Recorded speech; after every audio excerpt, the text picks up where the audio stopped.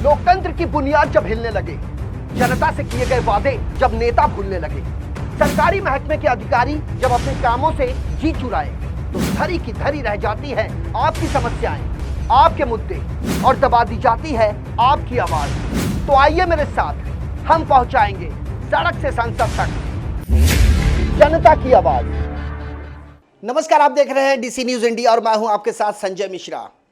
देश की आर्थिक राजधानी मुंबई में डीसी न्यूज इंडिया की टीम पहुंची है। मुंबई पश्चिम उपनगर के सांता क्रूज पूर्व के वकोला इलाके में, इसे कलीना विधानसभा क्षेत्र के नाम से जाना जाता है। और यहां पर शिवसेना शाखा क्रमांक 88 पर हम हैं। एकनाथ शिंदे गुट की शिवसेना के वो तमाम शिव सैनिक और महिला कार्यकर्ता हमारे साथ यहां पर खड़े हैं। हमारा आज का विषय यह है कि पुरुष प्रधान कहे जाने वाले इस भारतवर्ष में महिलाओं की सुरक्षा के बड़े बड़े दावे किए जाते हैं, बड़ी बड़ी बातें की जाती हैं, सुरक्षा भी उन्हें मुहैया कराई जाती है, उसके लिए बाकायदा कानून भी सख्त किया गया है। लेकिन क्या पुरुष सुरक्षित हैं? यह विषय लेकर आज हम पहुंचे हैं और हमारे साथ यहां पर बड़े पैमाने पर लोग हैं। वीडियो जर्नलिस्ट अब्बास से ये गुजारिश करेंगे कि अपने कैमरे के इस लेंस में उन तमाम लोगों की तस्वीरें कैद करें और इस कार्यक्रम को देखने वाले उन तमाम दर्शकों को ये बताने का प्रयास करें कि आज का जो एजेंडा है, आज का जो मुद्दा है, एकनाथ शिंदे गुट की शिवसेना जो लगातार सफलता के पायदान चढ़ रही है और अब शिवसैनिक जो हैं छोटे छोटे मुद्दे को लेकर आगे बढ़ रहे हैं। अभी हाल ही में बहुत अच्छी एक योजना, मुख्यमंत्री माझी लाड़की योजना की शुरुआत की गई महाराष्ट्र के मुख्यमंत्री एकनाथ शिंदे के कर कमलों द्वारा, और अब लड़कों के लिए भी उन्होंने एक अच्छी योजना शुरू की है, यानी माझा लाड़का भाऊ योजना।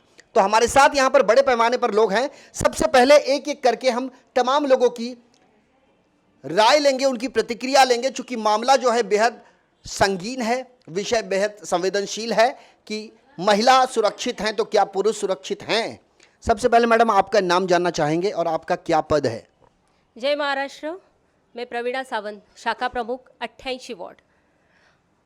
आपसे ये जानना चाहता हूँ कि महिलाओं की सुरक्षा के वादे किए जाते हैं, महिलाओं को सुरक्षा दी भी जाती है, लेकिन क्या पुरुष सुरक्षित हैं? नहीं, यहाँ पे पुरुष सुरक्षित नहीं है। इसके लिए हम लोग यहाँ पे सब इकट्ठे हुए हैं। मुझे ऐसा लगता है कि मैं इसके ऊपर आवाज़ उठाऊं और इसके लिए मैंने आपको निवेदन भी किया है। थोड़ा सा समझाने का ये प्रयास करें कि पुरुषों की सुरक्षा की आवश्यकता कैसे? क्योंकि है ना, यहाँ पे महिलाओं के लिए बहुत सारे कायदे हैं। हर एक लोग है ना महिलाओं की बहुत सुनती है, पुलिस भी। यहाँ तक कि हम लोग अगर चौकी में जाएंगे तो पुलिस पहले महिलाओं की बात सुनेगी, महिलाओं के साथ क्या हुआ है। लेकिन अगर उस पुरुष के साथ क्या हुआ है, लड़के के साथ क्या हुआ है, यहाँ पे कोई नहीं सुन रहा है। और मुझे ऐसा लगता है, मैं अभी से नहीं, मैं पहले से बहुत कुछ केसेस मैंने देखे हैं, मैंने सॉल्व भी किए हैं, मैंने अनुरोध भी किया है और मैंने कोशिश की है, मैंने उनको मतलब रिक्वेस्ट भी की है कि आप दोनों तरफ से कायदा देखो और दोनों तरफ से देखो कि कौन गलत है और कौन सही है। लेकिन यहाँ पे एक ही तरफा होता है। तो प्रवीणा मैडम के कहने का जो संदर्भ है वो हम आपको बताने का प्रयास करते हैं कि मुंबई पुलिस किसी भी महिला की शिकायत दर्ज करती है, एफआईआर दर्ज करती है और महिला की शिकायत के आधार पर कथित आरोपी को गिरफ्तार भी कर लेती है। जबकि जिस पर आरोप लगा है, चाहे वो यौन उत्पीड़न का आरोप हो, विनय भंग का आरोप हो या फिर बलात्कार जैसे संगीन अपराध से संबंधित आरोप लगा हो, इन तमाम चीज़ों को लेकर इन्वेस्टिगेशन का जो पार्ट है उस पर हम सवाल नहीं उठाएंगे।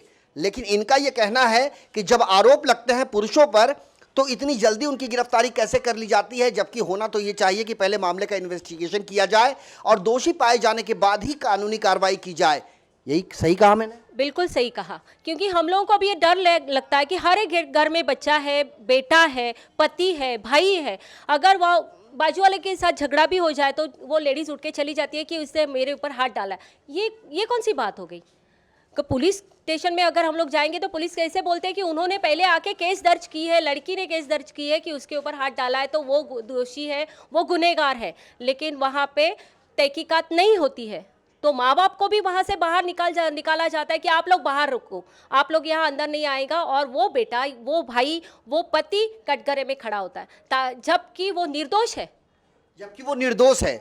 और वैसे हमारे यहाँ कानून में यह है कि व्यक्ति कोई भी हो, कसूरवार हो या कसूरवार ना हो, यदि वो आरोपी है और उस पर आरोप लगाया गया है तो ये इसका निदान जो है वो माननीय न्यायपालिका ही करती है, चूंकि न्यायपालिका का फैसला सर्वोपरि है। लेकिन क्या अरेस्टिंग से पहले इन्वेस्टिगेशन नहीं होनी चाहिए, ये मुद्दा लेकर प्रवीणा जो है वो चल पड़ी हैं। और एकनाथ शिंदे गुट की शिव सैनिक है, महिला नेता हैं, और आने वाले दिनों में वैसे इनका जो सवाल है, हम चाहेंगे कि सूबे के मुखिया एकनाथ शिंदे साहब इस मामले पर अपनी गंभीरता दिखाएंगे और उनका हम ध्यान आकृष्ट करने का प्रयास करेंगे कि उनके मातहत जितने भी शाखा हैं, शाखा में बैठने वाले वो शिव सैनिक हैं, तो उनकी सोच क्या है वो आप तक पहुंचाना हमारा मकसद है और इसे हम पहुंचाते रहेंगे। आपका नाम जानना चाहेंगे? शशिकांत सावंत, आपका डेजिग्नेशन? शाखा प्रमुख। शशिकांत साहब, एक बात बताइए कि अभी प्रवीणा मैडम से हमारी बात हो रही थी, आपने सुना होगा, महिलाएं सुरक्षित हैं, क्या पुरुष सुरक्षित हैं? एक्चुअली मैडम ने जो बात की बराबर की है। पुरुषों का यही होता है कि महिला से कुछ आजू बाजू में झगड़ा हुआ या कुछ ऐसा बात, जैसे फ्रेंड सर्कल में झगड़ा हुआ, तो पहले जाके लेडीज़ कंप्लीट करती है और पूरा ब्लेम लड़के लोग के ऊपर आता है। और फैमिली में जैसे गवर्नमेंट में रहते, अच्छे जॉब पे रहते, तो उनको अटकाया जाता है, उनको हैरेस किया जाता है। मतलब बोलते घर में ये पढ़ा लिखा है, ये अच्छा है, ये इनको हैरेस किया, इनको उनके ऊपर केस डाले तो अपने को पैसा मिलेगा। वैसे सारे बहुत सारे ऐसे चीज़ लड़कों को फंसाया जा रहा है। और हम खुद, मैं शाखा प्रमुख होके हम लोग कंप्लीट करने जाते हैं, बोलते हैं बाबा उनकी गलती नहीं, इनकी गलती है, इनकी गलती नहीं। हम लोग को कोई अपने ही मेंबर लोग को बोलते तुम लोग बाहर जाओ, तुम इधर खड़ा नहीं रहने का, गलती लड़की की गलती है, लड़की की गलती नहीं है। तो ऐसे बहुत सारे केसेस हम लोग सॉल्व कर रहे हैं। तो प्रशासन थोड़ा हम लोग के ऊपर थोड़ा ध्यान दे के, थोड़ा हम लोग की बात सुन के, तो हम लोग के ऊपर थोड़ा ध्यान देंगे तो हम बहुत सारे ऐसे कंप्लीट। मुझे साल 2005 का एक वाकया याद आ रहा है कि हम पहुंचे थे बांद्रा पूर्व के खेरवाड़ी पुलिस स्टेशन में, और वहां नाइट पीआई साहब जो बैठे थे, उनके सामने एक मामला आया था। मामला ये था कि एक महिला के साथ छेड़खानी की गई थी, लेकिन मामला बेहद संवेदनशील भले ही था, लेकिन ये मनगढ़ंत था। और हमने जब क्राइम नाइट पीआई से हमने बात करने का प्रयास किया, तो नाइट पीआई साहब का ये कहना था कि हम पुलिस अधिकारी हैं और हमारा फर्ज बनता है कि जब शिकायतकर्ता अपनी शिकायत लेकर पुलिस थाने पहुंचता है तो पहली फुर्सत में प्राथमिकी दर्ज करना हमारा काम है, हम अरेस्ट करना हमारा काम है, बाकी का काम न्यायपालिका करती है। लेकिन सवाल सबसे बड़ा ये उठता है कि यदि किसी की गिरफ्तारी होती है तो उसे पुलिस कस्टडी से लेकर जुडिशियल कस्टडी तक का सफर करना होता है, और उससे ऐसी हालत में वो कितना दोषी है या कितना निर्दोष है ये तो बात की बात है। लेकिन पहले जो चीज़ें बनती हैं, जो पहले सर्कमस्टांसेस बनते हैं, उससे न सिर्फ वो व्यक्ति आहत होता है बल्कि उसका पूरा परिवार आहत होता है। वो अपने परिवार की आजीविका चलाए कि अपनी इज्जत बचाए, उसके इज्जत तक बात बन जाती है। और ऐसे में कोई तो आत्महत्या जैसे कदम भी उठाने से पीछे नहीं हटता। और ऐसे में सवाल वही है कि इन्वेस्टिगेशन का जो पार्ट है वो इन्वेस्टिगेशन पर छोड़ना चाहिए, और इन्वेस्टिगेशन के बाद यदि मामला बनता है तो पहली फुर्सत में एफआईआर दर्ज की जानी चाहिए। हमारे साथ और भी कई लोग हैं। आपका नाम क्या है? मंजू गुप्ता। कहाँ रहते हैं आप? दत्ता मंदिर। आप मुझे एक बात बताइए, आप सुरक्षित हैं? नहीं। पुरुष सुरक्षित हैं? नहीं। लेकिन कहा तो जाता है कि महिलाएं सुरक्षित है, महिलाओं की सुनवाई होती है। आपके सामने ऐसी कोई घटना आपने देखी है कि कोई पुरुष जो है उसके खिलाफ यौन उत्पीड़न का मुकदमा दर्ज कर लिया गया और उसकी अरेस्टिंग कर ली गई, बाद में पता चला कि वो तो कसूरवार नहीं था? ऐसा कोई मामला आपके सामने आया था? जी हाँ, देखे हैं। तो ऐसे मामलों पर आप क्या कहेंगे? मैं यही कहेंगे कि पुरुष को सुनवाई होना चाहिए, क्योंकि महिलाएं को भी जब सब कुछ सुनता है तो ठीक है, मगर दोनों लोग को सुनना चाहिए, ताकि पुरुष भी की एक बात सुनो, महिलाओं को भी सुनो, उसके बाद में आप डिसीजन लो कि क्या बोलना है क्या नहीं। आप डायरेक्ट पुरुष को पकड़ के बंद कर देते, महिलाएं आज़ाद घूम जाती हैं, तो पुरुष को भी सुरक्षा चाहिए ना। उसके साथ बच्चे भी हैं तो बच्चों को भी देखना है। आपका नाम क्या है? नमस्ते, मेरा नाम अनीता है।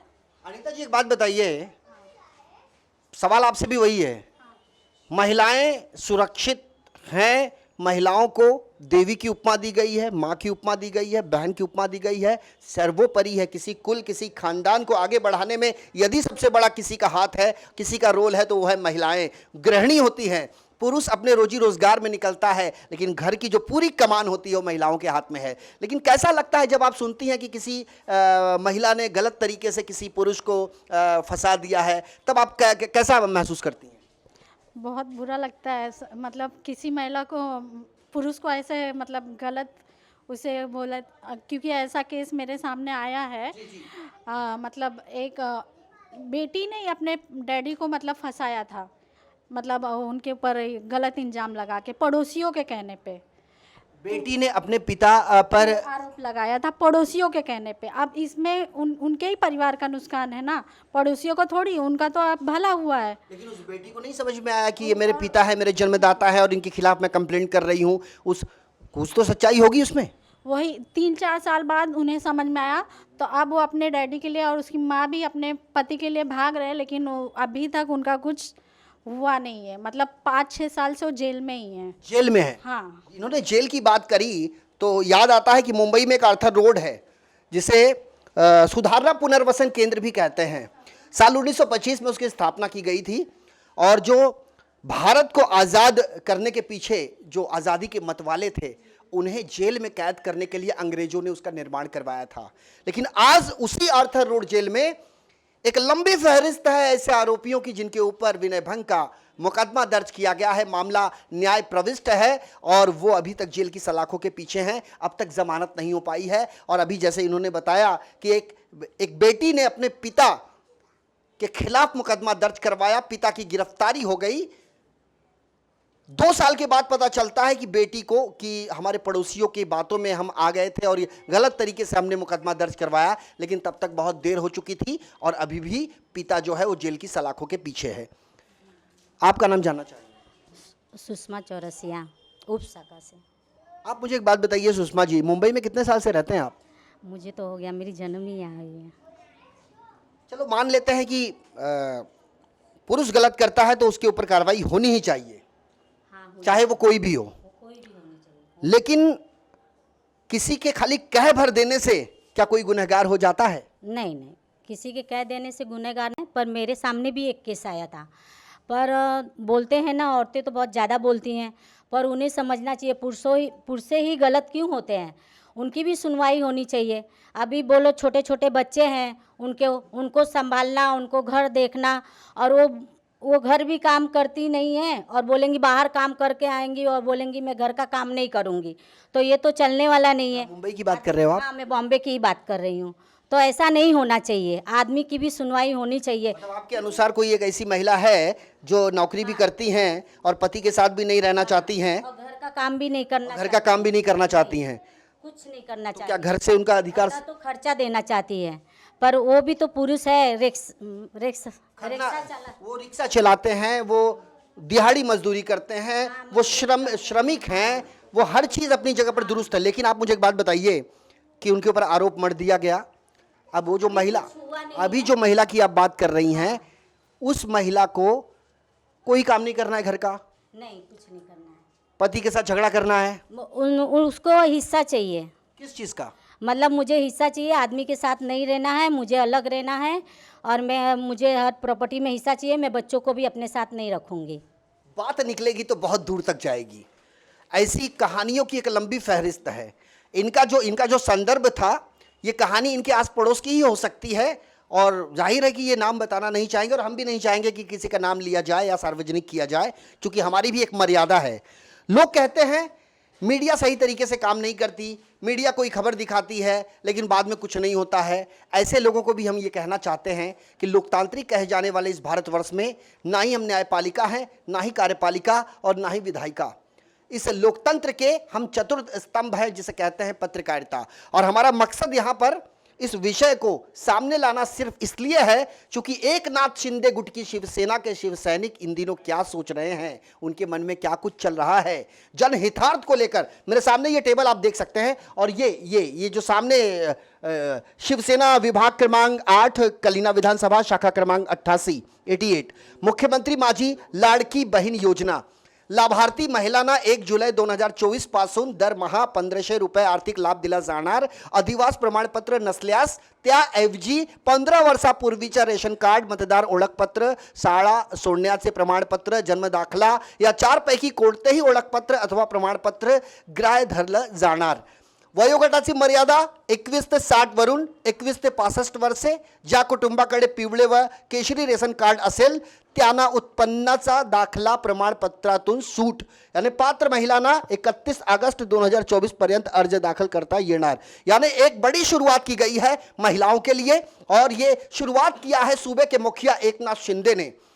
जब अविभाजित शिवसेना थी तो उस समय भी कई योजनाओं को अमली जामा पहनाने की बात आई थी, चाहे वो झोपड़पट्टी पुनर्वसन योजना हो या उससे जनहित से जुड़ा और भी कई योजनाएं. लेकिन पहली बार ऐसा महाराष्ट्र की धरती पर देखने को मिला है कि महिलाओं के लिए एक बड़ी सौगात मुख्यमंत्री की तरफ से देने की कोशिश की जा रही है, और इसकी शुरुआत भी हो चुकी है. जिस कार्यालय में हम हैं यहां कम से कम 500 से अधिक लोगों ने अभी तक अपना रजिस्ट्रेशन करवाया है. ऑनलाइन भी धीरे धीरे हो रहा है, ऑनलाइन में थोड़ी दुविधा आ रही है, लेकिन ऑनलाइन भी काम हो रहा है, और ऑफलाइन 500 से अधिक लोगों ने अपना रजिस्ट्रेशन करवा लिया है. सर, आपका नाम जानना चाहें? संतोष नाइक. संतोष साहब, एक बात बताइए, आप भी शाखा प्रमुख हैं. जी हाँ.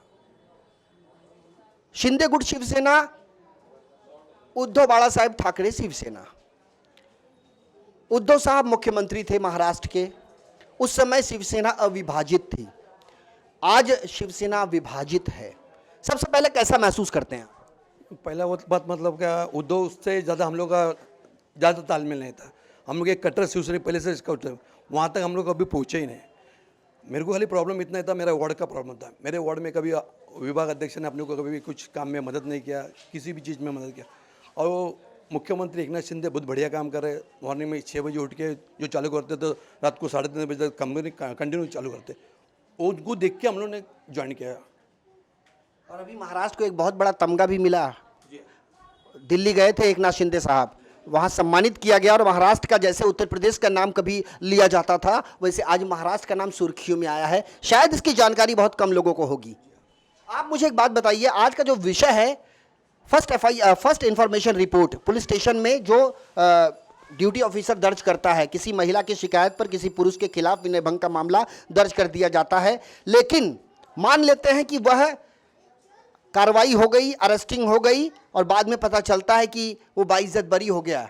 तो ऐसी स्थिति में जो जितना समय उसने जेल में गुजारा, जितना समय वो कानूनी प्रक्रियाओं का उसने सामना किया, इन तमाम चीज़ों को लेकर आप क्या सोचते हैं, क्या होना चाहिए? नहीं, सब चीज़ गलत ही हो रहा है एक्चुअली. क्योंकि बहुत बार हम लोग ने ऐसा किया कि हम लोग जब गए ना तो एवरी टाइम पुरुष लोग के ऊपर एक्शन करता है. उन लोगों का कुछ गलती नहीं रहेगा. अभी मेरे पास वो चावी वाला एक मैटर आया था, हम लोग का चावी का एक मैटर किया था हम लोग ने, वो अभी भी मेरे पास आता. अभी तक वो FIR हो गए, अभी तक कोर्ट में से मैटर आया नहीं. वो बेचारा डर रहा है अभी तक. मेरे को तो ऑलरेडी वो FIR हो ही नहीं गया, मगर वहाँ से थोड़ा कुछ सेटलमेंट हो गया, क्या हो गया कोई मालूम नहीं.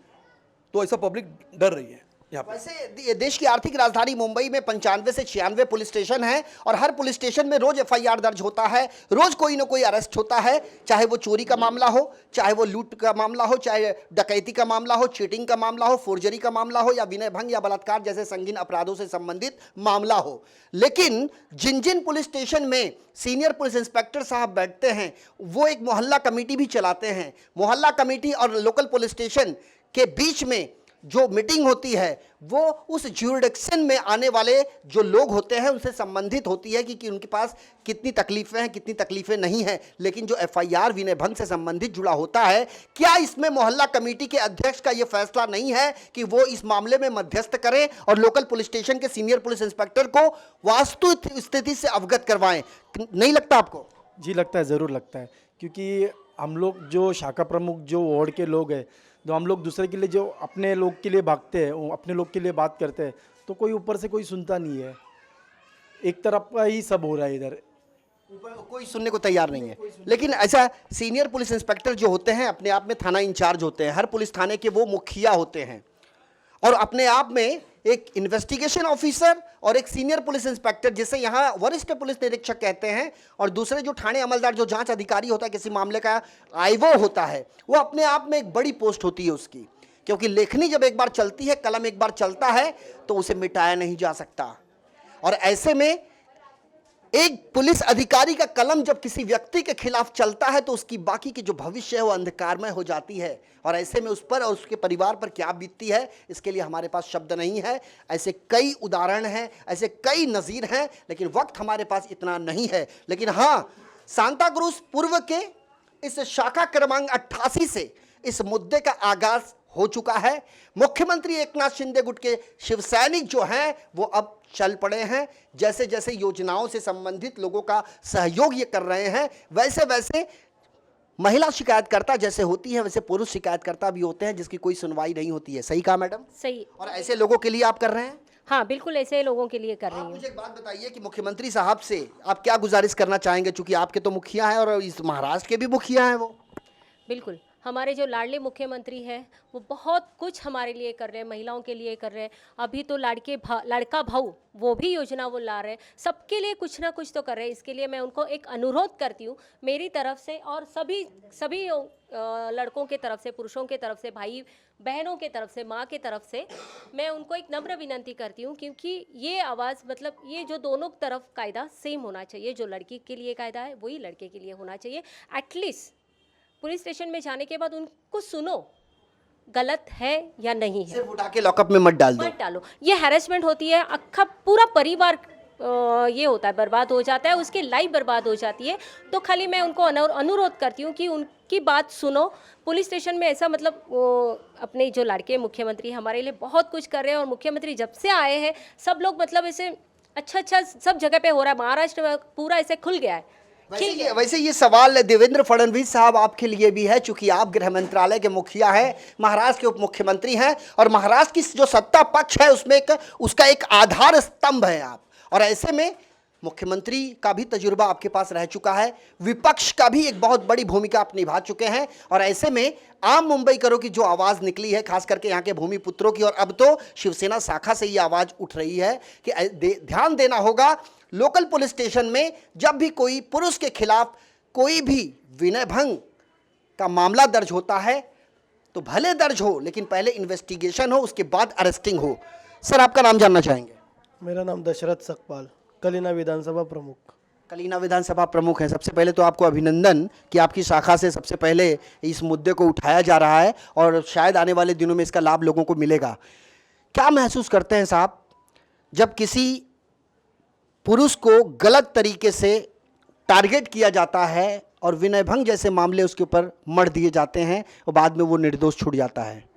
मैं एक ही बोलूँगा, जैसा ताई ने बोला, हमारे शाखा प्रमुख शशि जी ने बोला, आपने बोला, पहले अरेस्ट करने से पहले उसका इन्वेस्टिगेशन हो, चौकसी हो, अहवाल सादर हो, उसके बाद ही जो भी उनको कार्रवाई करनी है वो की जाए।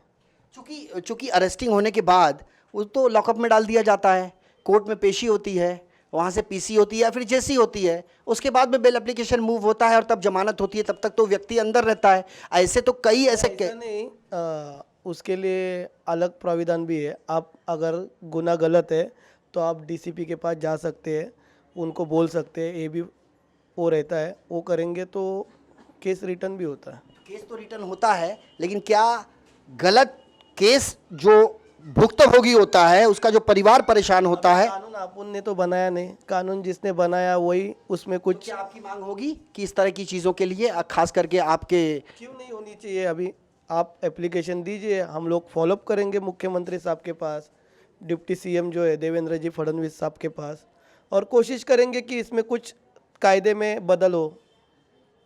कोशिश तो कर ही सकते, कोशिश करेंगे कायदे में बदलाव होना चाहिए, ऐसी इनकी मांग है। आपका नाम जानना चाहेंगे? मेरा नाम संतोष वाघमारे है। वाघमारे साहब कहाँ रहते हो आप? मैं इधर बम्बई में रहता हूँ, कुर्ला में। कट्टर शिव सैनिक? हाँ, कब से? संकोच नहीं, आपको कुछ संकोच इसमें? नहीं, मुझे संकोच नहीं लगता है। मैं चाहता हूँ कि आप अपने दिल की जो बात है उस जुबान से निकालें। दिल की बात ही तो मैं कहने के लिए यहाँ पर आपके सामने खड़ा हुआ। कितने संतुष्ट हैं आप इस शिंदे गुट की शिवसेना में? पता होना चाहिए, मेरा नाम ही संतोष है। आपका नाम संतोष भी है और आगे जो नाम है वो वाघमारे है। वाघमारे। मैं ये जानना चाहता हूँ, पहले की जो शिवसेना, अविभाजित शिवसेना, उद्धव बाला साहेब ठाकरे की शिवसेना, एकनाथ शिंदे गुट की शिवसेना, हम बतौर एक जर्नलिस्ट कई इलाकों में हम पहुँचे आपको तो पूरा ज्ञात ही। और वहाँ पे हम देखते हैं कि कन्फ्यूज़न अभी भी कन्फ्यूज़न है। तो जिन लोगों के मन में कन्फ्यूज़न है, ऐसे लोगों को क्या कहना चाहेंगे आप? उनके मुंह पर एक थप्पड़ है। जो कार्य जो एकनाथ जी शिंदे जो कर रहे हैं, उनके कार्यों से ही पता चलता है ना कि कौन कितना पानी में और कौन कितना क्या है। उनके कार्य से ही पता चल रहा है। अभी इतने जो कार्यक्रम किए जा रहे हैं वो अभी तक किसी ने नहीं किए थे।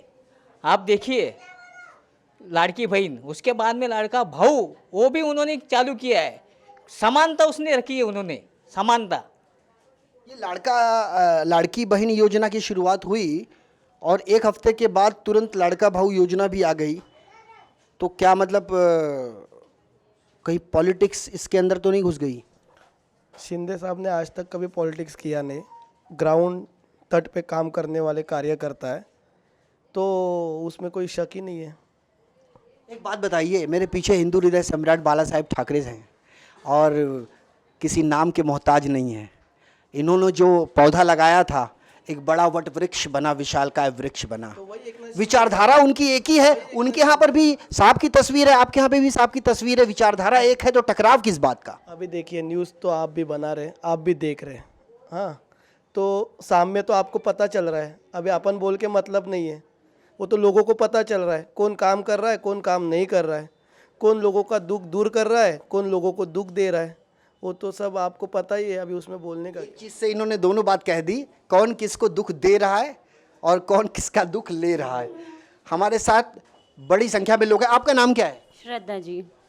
श्रद्धा जी, एक बात बताइए, कभी आपने ऐसी कहानी सुनी है कि किसी महिला ने गलत शिकायत किसी पुरुष के खिलाफ कर दी है? ऑब्वियसली ये तो आज के तारीख में न्यूज़ में आता ही जाता रहता है कि महिलाएं पुरुष के ऊपर मीन्स हैरेसमेंट का केसेस डाल रहे हैं, और उसके लिए ही शाखा प्रमुख हमारे जो है वो बहुत अच्छे आज रूल्स निकाल रहे हैं कि उनके लिए हम प्रचार भी करना चाहते हैं और उसके खिलाफ अगेंस्ट खड़े भी होना चाहते हैं कि उन लोगों को हैरेसमेंट की वजह से कल को वो कुछ सुसाइड केस ना कर ले और कुछ ऐसा ना हो जिससे घर को पुरुष की व्यक्तिगत आज चाहिए वो नहीं मिल पा रही है। जो इस वजह से मैं खुद हमारी प्रवीणा ताई की बहुत अभिनंदन करूंगी जिन्होंने ये मुद्दा उठाया है। ये मुद्दा उठाया है, वैसे ये मुद्दा इन्होंने उठाया है। हमारा प्रयास होगा कि इस मुद्दे को हम सरकार तक ले जाएंगे, शासन प्रशासन तक ले जाएंगे, ताकि आने वाले दिनों में ये मुद्दा एक महा आंदोलन बने और लोगों में जागरूकता आए।